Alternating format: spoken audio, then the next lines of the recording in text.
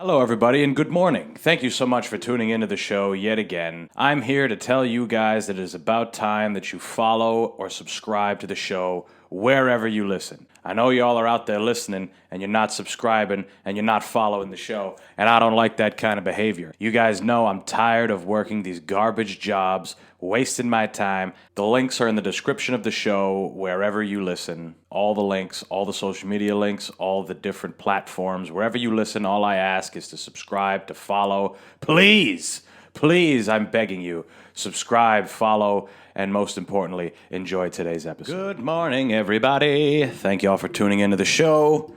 We are currently in a winter wonderland over here on the East Coast, more specifically where the fuck I'm living in Providence.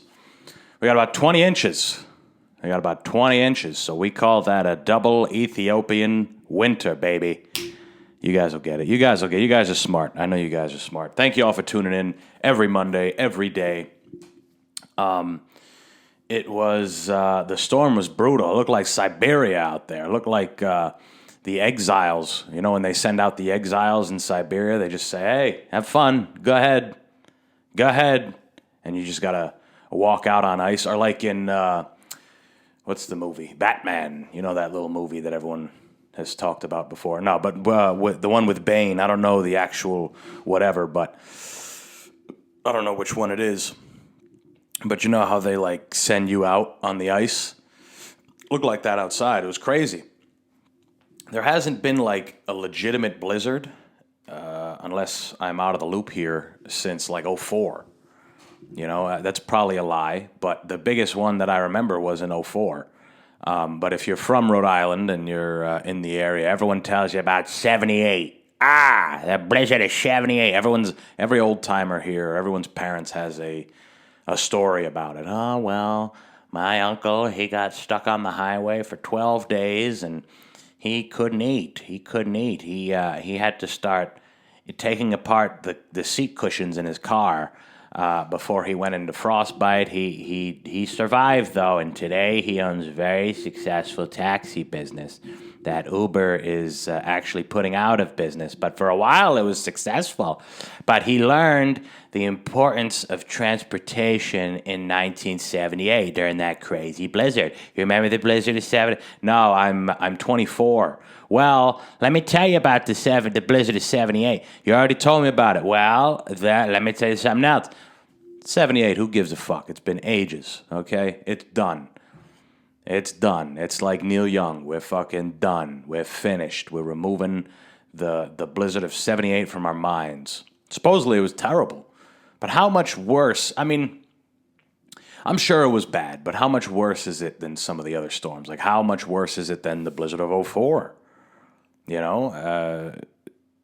And why were they so underprepared is my question. Is it because it was the 70s and everyone was like, who gives a fuck, man? Smoke dope and whatever. I don't know. That's kind of what we do now.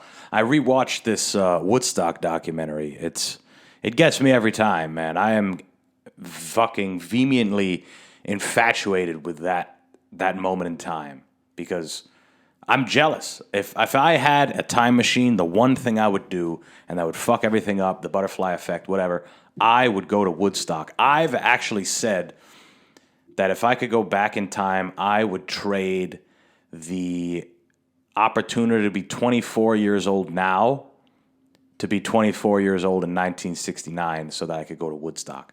Because that is easily one of the greatest moments in human history, bar none, especially at least in American history. Bar none. 3 days. Completely underprepared. Yes, disasters, medical emergencies, terrible stuff happened, but phenomenal stuff happened too. Very, very, very good things happened. People just shared with each other and helped each other. People who took too much drugs, they were sent to tents where people would help them and say, hey, get through it. The acid's going to wear off. You're fine. And then once you got better, you helped the next guy. You had all these people who thought so much like yourself. 400,000 people in a big monstrous fucking field doing whatever they want. They had crafts in the woods. They built another stage. There was food shipped in. the U.S. military sent in, instead of sending in the troops and the National Guard and all this shit, like the guy who wanted to, I don't remember who it was at the time, but like the guy who wanted to do that shit, a really militant right wing, we gotta get these hippies out of Don't listen to anything that they're saying. Don't listen to the words that they're saying, and maybe they maybe they have something to tell us, but fuck them, kill them, just like we do with all the other ones. MLK, Bobby Kennedy, John F. Kennedy, all these fucking kill them, shoot them in the back of the fucking head, because we don't want that. We don't want people to be okay with not making a lot of money and not chasing this essentially made up way of living. They don't want that shit. They have too much invested in it. Like Bill Hicks said, there's too much invested in this ride. So we're going to kill anybody that opposes it. And Woodstock was a fucking testament to the fact that no matter what the fuck anyone can say, you can do whatever you want in this life. And there's people that feel the same way. And they literally made a community, a free-forming community for 3 days.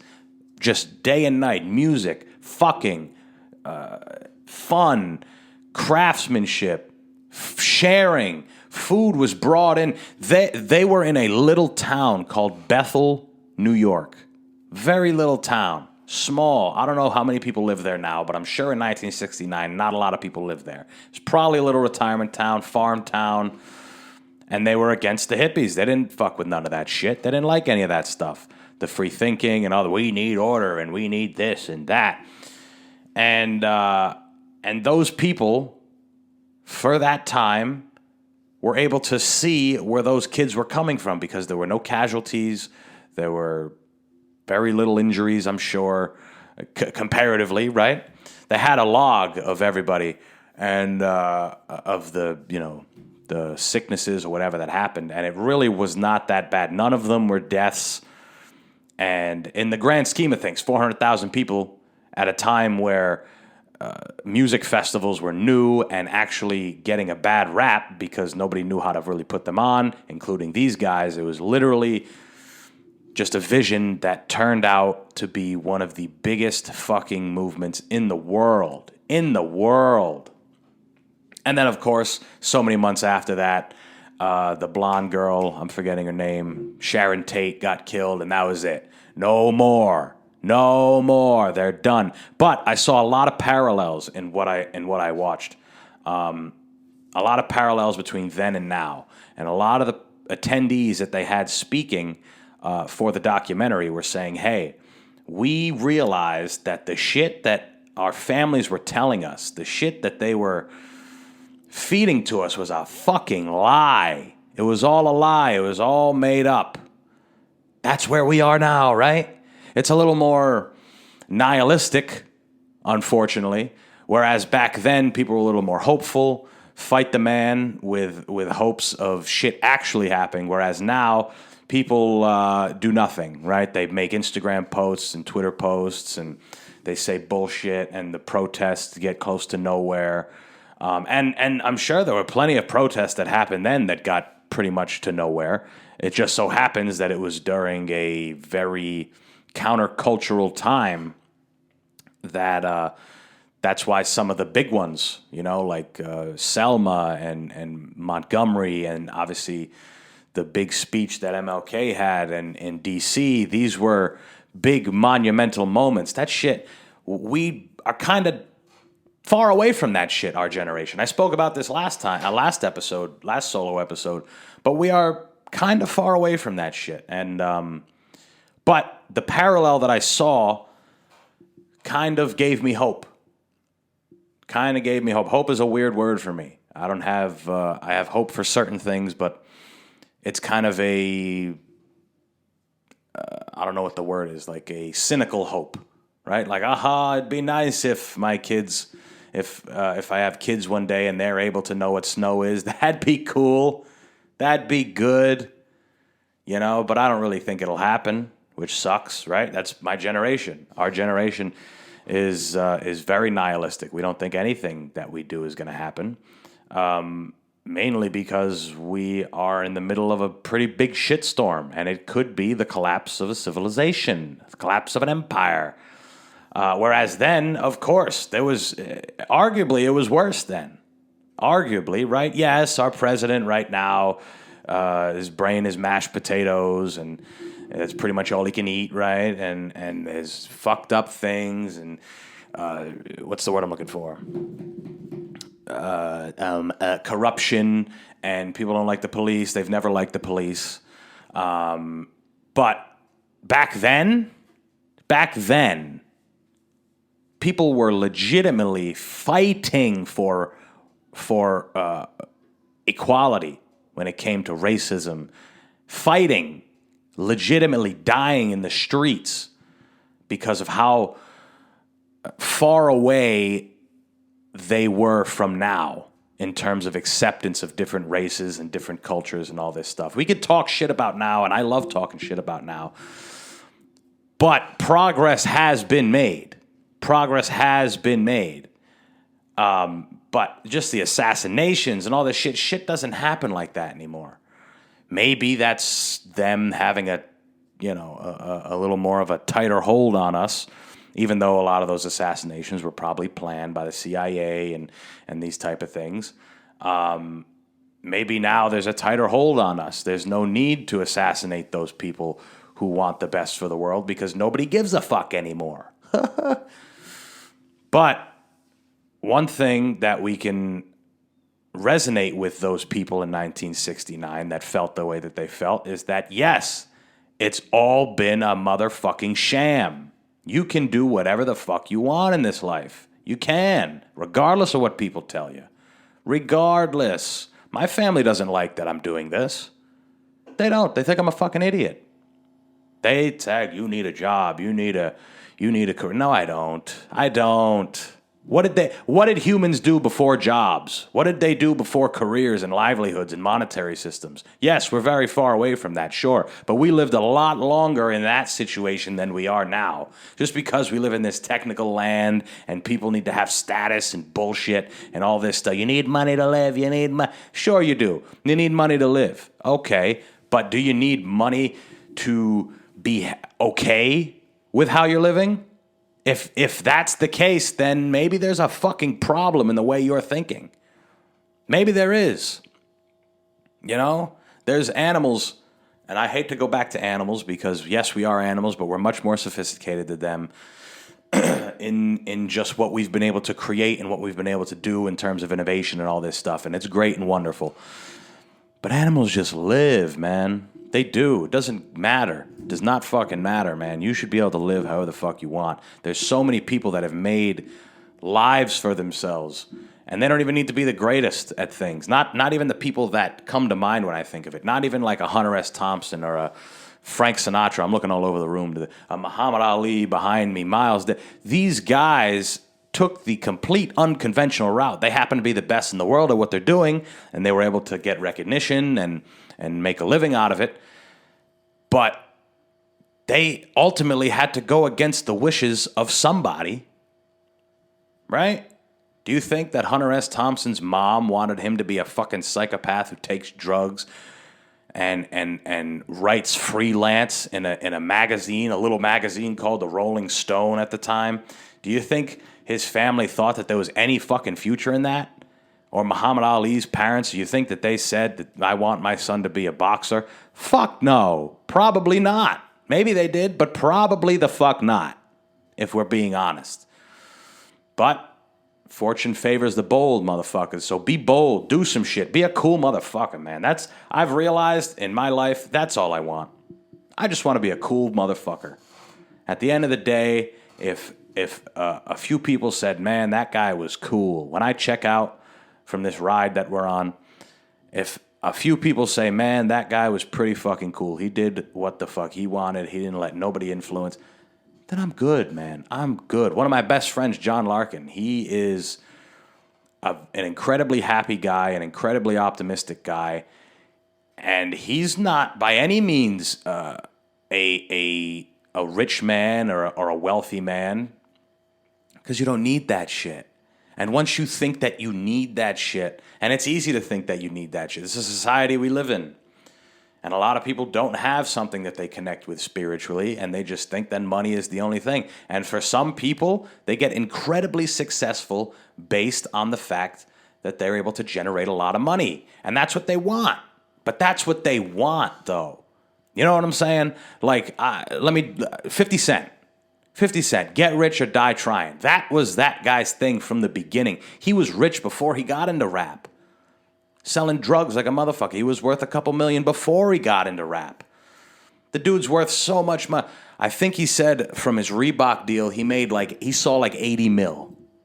80 million and you're still doing shit? For what? In my mind. But for him, he knows all that matters is that dollar. And if that's your motivation legitimately, then hey, I can't be mad at you. But if you're chasing some shit just because you think you need to chase it, that's a sad existence in my life. It is. If you've ever thought, hey, there could be more. There could be more. If everything you do is for $1, what a fucking, how sickening is that? Ugh, I could throw up. Imagine I was a finance major. Imagine all I wanted to do was make money. That's not me, man. I'm happy I realized it now. Because when I was a kid, all I ever wanted to do was be some kind of I wanted to do something creative ever since I was a kid. But familial pressures and nervousness about getting older and what the future has and I ended up thinking I wanted to be a finance guy. And I'm happy I learned all that stuff because I use it in my everyday life. But I could not see myself making a living that way and living a third of my life doing some terrible shit that I don't want to do just because I think I have to. A great comic, Greg Giraldo, died of a heroin overdose. Not recently, a little while ago. You guys might have heard of Greg Giraldo. He used to be he was big in the roasts on Comedy Central and shit. Very funny fucking guy. And I read a Wikipedia article about him, and he went to law school. He passed the bar, became a lawyer, and said, fuck that. Why did I even, what made me think I wanted to go to law school? What made me think that this was something I actually wanted to do? And I'm sure he deduced that it was this dream, not dream, but this vision or this life that we're all expected to follow. Like there's not a million ways to live this fucking life that we have. I don't know. It's just crazy to me. It's crazy to me to think that you could sacrifice this one shot that we have, that we literally don't know when it stops, and we don't know what happens afterwards. We didn't know what happened before this, and we don't know what happens afterwards. All we know is that we're in this experience now, so why would you sacrifice so much of it for some shit that you feel like you need to do? It's fucked up. I don't know. But yeah, every time I watch that Woodstock documentary, it warms my heart. And yes, we're very far away from that. 1969, that's ages ago. That's over 50 years. What's that? 53 years ago. So it was a monumental moment in time. But one thing I wanted to come on here and tell you guys, I wanted to tell you guys a story. I don't tell enough stories on here, and I got some decent ones. And it is about a time, it was about a concert, right? I was a young boy, not too young. We were in college, right? I don't know, maybe, definitely underage to drink. Maybe 20, right? 20 years old. A bunch of us, and my friends listening to the show probably know where I'm going with this. They love this story. And I love this story. So, at the time, we were all very, very big into Kevin Gates. Kevin Gates, and I love Kevin Gates, the rapper. He's organic, he's real, and he made a very, very successful career for himself in doing that. He didn't seem to me like he ever sold out, which is, in the artists I enjoy, that's a plus, right? Not saying I don't enjoy artists who quote unquote sold out, But a guy who was able to stay authentic and whatever, he ended up doing his thing. And a lot of my friends are big fans of his because we're big fans of authenticity. And he can spit, right? His songs are dope, a lot of them. And we became fucking a Kevin Gates cult. And we found out that he was going to do a big show. He wasn't even the headliner. The headliner was Snoop Dogg and Wiz Khalifa. Two guys, obviously. Who the fuck doesn't want to see them? And then it was those two of the headliners, and then they had the co-main, who was Kevin Gates, which is who most of us were there to really, really see. And then they had Jen Aiko. Awesome. Great fucking show. It was in Hartford, Connecticut. The beautiful city of Hartford, Connecticut.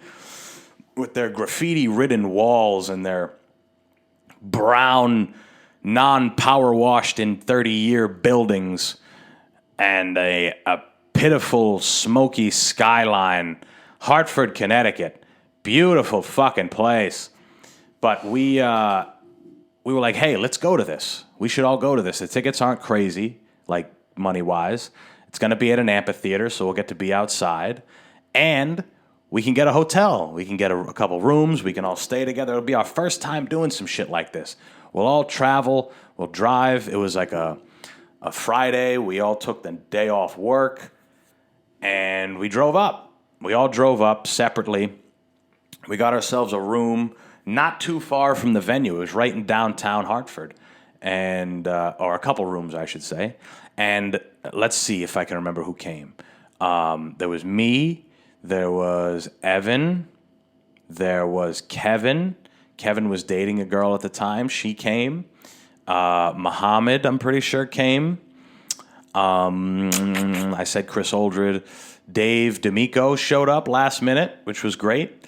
Johnny Cannoli came. And there might be one or two more people I'm forgetting. But we got a bunch of rooms, and really just two. And none of us really knew what to expect. We knew that it was going to be a fun show, and we wanted to get hammered, and we were all pretty new at drinking, if we're being honest. We had been smoking for a couple years, but we were all pretty new at drinking. And this may have been the third or fourth time I drank. And one of those 3 times already, or the 2 times prior to that, one of those times I got really, really sick. And again, we didn't know what we were doing. We were playing Pong, but for every shot you missed, you took 2 fingers of Smirnoff, which was disgusting. Smirnoff Peach. And anyway, we get to the venue, a couple of us, some people are coming later, and we bought like a 30 rack of Coors Light, right? That's the way to go if you're an idiot. We go ahead and we bought those, and we didn't know how we were going to get them in there because, again, we're underage. We kind of didn't know how we even got the hotel, if we're being honest, because we always thought you had to be a little bit older. We were probably around 20 years old, maybe even younger. I don't even remember. But we get to the hotel, and we had the beers in the back, and one of us had a quilt for some reason, and we were like, all right, how are we going to get these in there? So instead of just like wrapping it up in a quilt, we dumped all the beers out, the 30 rack, into the quilt, and then wrapped that up and bunched it up and pretended like we were, I don't know, just holding a big bunched up quilt. And I guess in our mind we thought, well, hey, we can't bring this in there if it's in a box because the quilt will form to the box and people will know we're hiding some shit. So we're going to just dump them in here and we're going to bring it up. And we get in there, and we're kind of waiting at the lobby, and I think maybe the hotel was in my name or in one of our, whatever. One of the rooms was in my name, so I went, and I checked us in, and we get on the fucking elevator, and there's other people on there, and we're just like in the scene in, oh my God, Fear and Loathing in Las Vegas when they have all the drugs, and they're in the police convention. That's kind of how we felt, because we thought we were these scandalous oh no, we're going to... So We bring them all up to the room. As soon as we get in the room, it's sometime in the afternoon. The show isn't till, we don't have to get there till 6, maybe 7, something like that. And we'll say it's 2 in the afternoon. Immediately start drinking. Me, right? As soon as we get in the hotel room, crack, pop open a Coors, pound that, do another one before I pounded like 2 of them before we went to the pool. We went to the pool. We started fucking around in the pool. We had a blast in the jacuzzi. And then from there, we were like, all right, let's go get something to eat, right? Some of us are a little buzzed already. We had been drinking beers all day. And remember the beer before liquor, never sicker, right? That's the old thing. And now I'm an adult. You can drink whenever the fuck you want as long as you pace yourself. But then you didn't know shit, so you had to rhyme things, and it would make sense to you. So beer before liquor, never sicker. I've been drinking beer all day. We go across the street to a pizza place. Some of us get pizza. I get a burger. It was actually really good. It was like a Tex-Mex burger. It was phenomenal. I really liked it. Don't remember the name of the place, so you can't go. But anyway, we get back to the hotel, and the rest of our group that was supposed to come is kind of there now. So we're all getting ready in our hotel rooms, and it's hot. It's hot. It might have been July or something, August maybe. And we're in there, and we're getting ready, and everyone's together, and we're drinking more. I'm drinking beers. Somebody brought Captain Morgan, and now is where the bad shit starts, right? Chris Oldred brought a bottle of Bombay gin because for whatever reason, I don't know why we wanted to drink that. I think it was because Wiz Khalifa drinks that and lemonade, and that was like his thing. So Chris shows up with that. Someone else shows up with a bottle of Captain, and I'm like, all right, I'm going to start drinking rum and cokes. I've been drinking beer all day. It's time to drink some rum and cokes. And I'm sitting in this chair, and for those of you obviously experienced drinkers, you get pretty fucked up while you're sitting, and it doesn't hit you until you stand up. So I'm sitting there, and I drank probably 3 of them in like, I don't know, a fucking half hour, 45 minutes of everybody getting ready and getting buzzed. I took a sip of the Bombay just out of the bottle. Just disgusting. Disgusting. Who takes a shot of gin, especially out of the bottle, unless you're an alky, unless you're a guy who sniffs hand sanitizer and can't live with himself until he gets some of it on his lips. It's stupidness, right? And nobody even brought lemonade. We just had the Bombay. But somebody had Coca-Cola. So I drank like 3 or 4 of those in like the 45 minutes. And I just sat in that chair, stewing. And I was already hammered. And I drank them quickly, very quickly. Because when you're a kid, again, you don't know what the fuck you're doing. Been drinking beers all day, fairly quickly. And I felt all right. So I want to get hammered for the show. So let's drink 3 heavy poured cocktails quickly, very fast, sitting down in a hot room. And then everyone's ready. All right, let's go. So I get up. Wham! Big fist that says, you're drunk as fuck, punches me right across the face. Okay, my stomach's bothering me. I'm drunk. I'm walking around all weird. Nothing in my mind says I should stop. Nothing. So we get to the cars, and now everybody wants to smoke weed. Another thing you don't want to do. Get really, really, really hammered, and then smoke weed right after, like immediately after. And to boot, it's wrapped in tobacco. So now you're inhaling tobacco, which heightens your stomach fucking illness. And then the weed makes you whatever, dizzy, and again, sitting down. While we're in the car, a light comes on in my car, something about how it was like a battery light, and Chris is like, shit, we got to shut the car off, the alternator might shit the bed. But he's hammered too, so it's funny. Everything's funny. Ha ha, oh shit, watch out. Yeah, yeah, yeah. In my mind, I'm like, fuck. Like a guy in a crypt. That's all I'm thinking. Just fuck, this is bad. And I smoke an entire blunt. And I had like 3 of them. Already rolled and ready to go, and they were in the package, in the game packages that you get. And I thought I brought them with me. I said, all right, put them in my pocket. We got up. I stood up out of that car, and I looked at Chris. I said, bro, I am fucked up. I said, this is bad. I had never felt this fucked up in the way that I was. And he's like, dude, you're going to be all right. You're going to be fine. You're going to be okay. Don't worry about it. Two idiots talking to each other. Dude, you're going to be good. And I'm like, dude, I'm not. And he's like, it's going to be great. You're going to be And we get an Uber. And the venue is not far at all, but there's a lot of traffic. We could have walked. I could have maybe walked off the drunkenness. Maybe not, right? Because I'm sweating. It's hot. And but a walk might have been nice. It could have been, looking back on it. And we really weren't that far from the venue. So we get the Uber, and the Uber sits 4. I think there were 5 of us. So we had, so the Uber sits 4, but that's with someone sitting in the front. Now you're not even supposed to sit in the front. But this was so many years ago. Uber was still a little new. So I guess they didn't give a fuck if you sat in the front. Now you're not supposed to sit in the front. So someone was in the front, Noli, I think. And then there was like me, Evan, Chris Oldred, and Dave. And Dave is basically sitting on my lap. We're in a sedan, and we're drunk. We're drunk fucking kids, and we're smushed, and it's hot, and I am overly drunk and sick to my stomach, and I feel terrible, and I'm sweating, and I literally start in the back seat just excreting these noises out of my mouth, just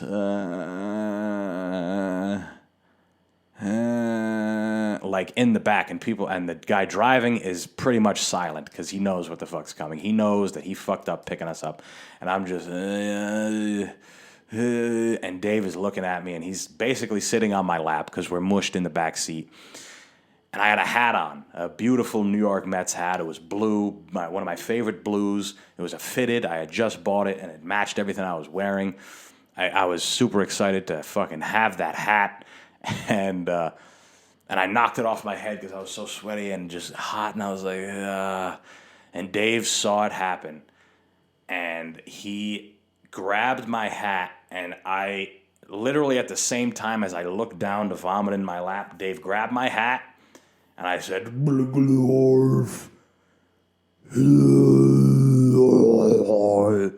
filled to the brim with vomit, that hat. Filled it. And you know how the hats have little holes? It was so full that it wasn't even coming out the holes. The pressure, or maybe the shit that was in it, that burger that I had earlier, it was all in there. It was vile. Coors Light and rum and cokes and whatever the fuck I ingested that day. And I had a fucking a vomit-filled hat in my lap. And I had to vomit more. So I pulled the window down, and now I'm hanging out the window. We're in traffic, and I'm just dry heaving because I vomited a little bit, but then there was just dry heave. Just and then there's people driving by, oh shit, pointing at me, hanging out their windows, looking, oh, look at this, you better not vomit on my car, motherfucker, oh shit. People talking shit as I'm driving by. Evan's filming it. He's like, dude, you're going to be okay. You're going to be singing all of Kevin Gates' lyrics, because at the time I knew all the songs. He's like, you're going to be singing them all. It's going to be great. We're going to have a fucking blast. Don't worry about it. And then I'm like, ugh, I sit back in the car. It's still hot. We're still cramped, but we're a lot closer. And soon the guy's like, all right, I'm going to let, and I gave the guy, I'm like, here you go. I just pulled like a 20 out of my wallet. I said, here, sorry. And then a bunch of us just gave him money. And it probably didn't make up for it because the car probably smelled like vomit. I got it all over the side of his car. And we finally get to the place, and I feel a little bit better. And I get out of the car, and I threw my hat, just full of vomit, off to the side. Fuck it. Threw it off to the side. And we get to the Xfinity Center in Hartford, and it is a fucking war zone. It is an absolute war zone. We are in an area, it's like a big green area. People may know if they've gone there. Very, very big field.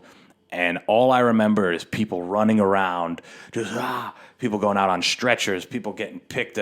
The ambulances are all around, and it was mayhem. It was worse than what Woodstock looked like, and there was not a fraction of the people there. And big field, big open field where we had to check in, and there was a fence. And I remember getting up to that fence, leaning on it, not being able to stand anymore. I was like, and then I just laid down on the ground.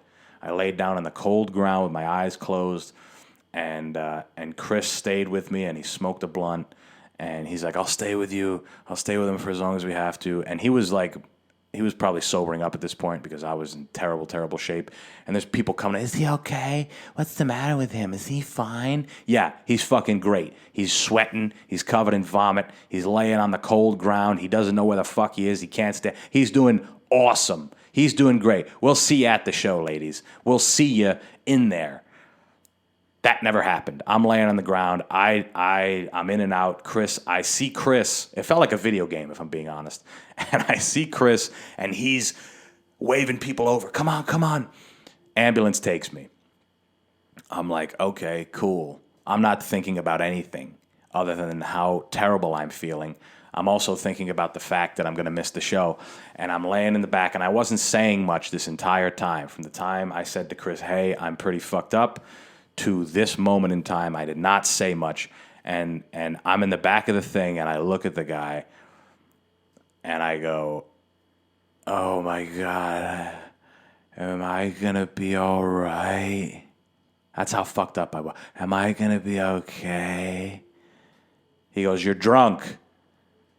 And I'm like, all right. And he goes, you never been drunk before? And I'm like, not like this. So takes me to the place, takes me to the hospital, and I'm laying there, and there's all kinds of shit happening. I'm seeing people and it rained. It rained, so I'm seeing people all wet, and people who look like they would have been at a concert. And most of this hospital, I don't know what hospital it was, I still don't know to this day.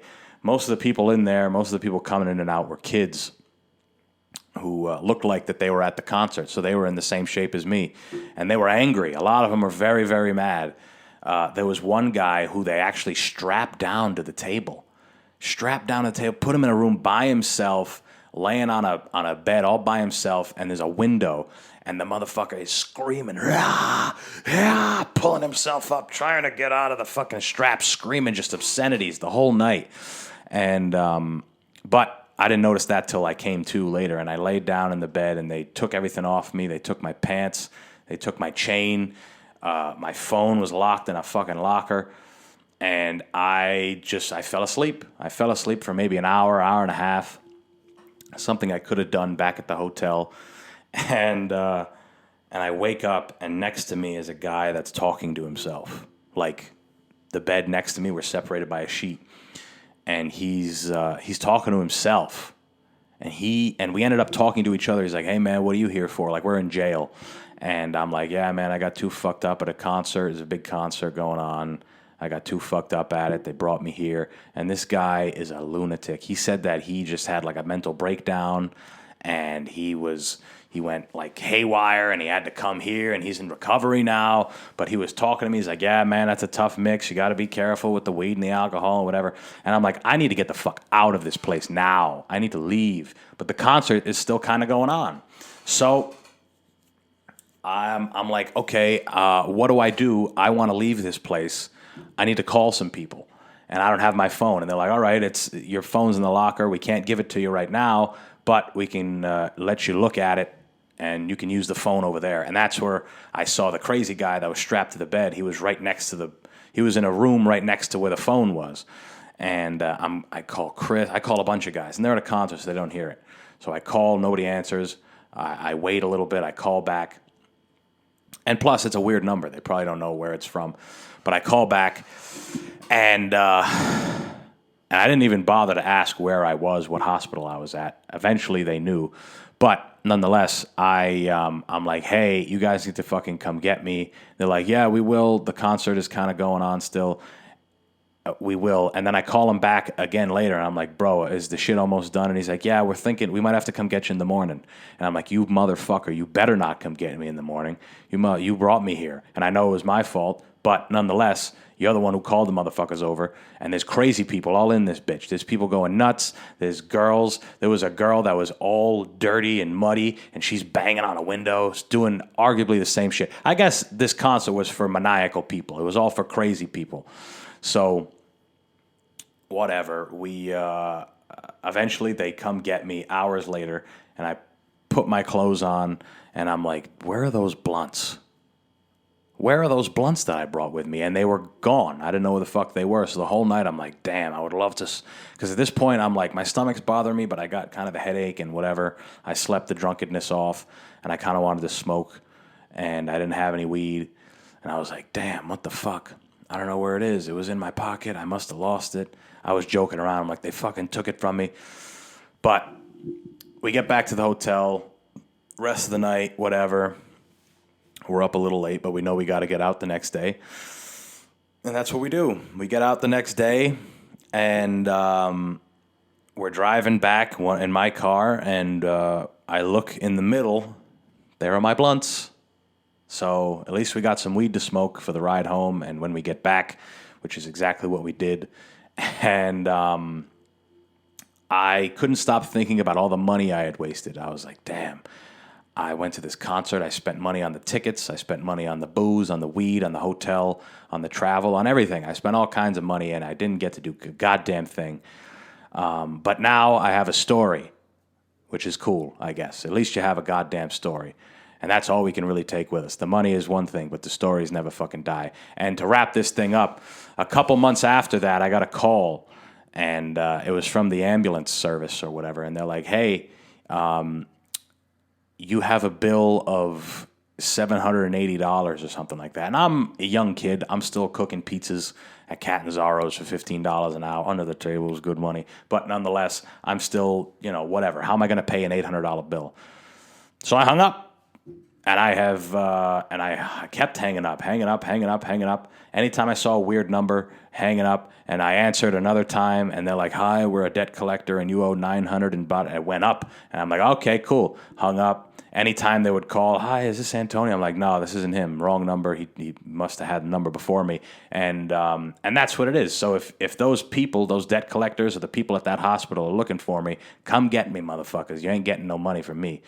You guys let me sleep in a bed. That's it. I paid all type of money that night. It might come hit me another time, right? When I try to get a loan, they might see my medical bill. I have this big outstanding bill, but I don't give a fuck. Who cares? We're in this life. We got one shot, one opportunity, like Eminem said. And I got a story. I didn't get to enjoy myself at the and the cherry on top of all this, Kevin Gates wasn't there. Kevin Gates didn't show up because of that thing when he kicked that girl out in Florida. He had to go to court. And he missed the show. He wasn't there. So, all in all, they had a shitty time because they were in the rain and the mud, and they missed out on Kevin Gates, the guy who we all wanted to go see. And I had a shitty time because I was in a fucking drunken coma in a more or less mental hospital after spending all kinds of money. But what we have are the stories. And guys, this is going to wrap up the show in a great way because, remember, just be a cool motherfucker. That's all I want, and that's all you should want too. Be a cool motherfucker. Have a good time. Take chances. Drive fast. Do drugs. Who gives a fuck? You get one shot. Do whatever the fuck you want to do. Thank you all so much for listening to the show. Couple dates for you. February 18th, I'm going to be at Stand Up New York. So if you're out there, show up, show out. Check out my social media for promotion on that. And then March 3rd, I'm going to be at Comics Roadhouse in Mohegan Sun in Connecticut. And then March 13th, I'm going to be at the Comedy Connection in Rhode Island, Providence, Rhode Island. And that's it, motherfuckers. Thank you all for listening. Follow the show wherever you listen. Links in the description. Follow the social media, both my social medias, for up-to-date things, I guess. And that's it, motherfuckers. Peace.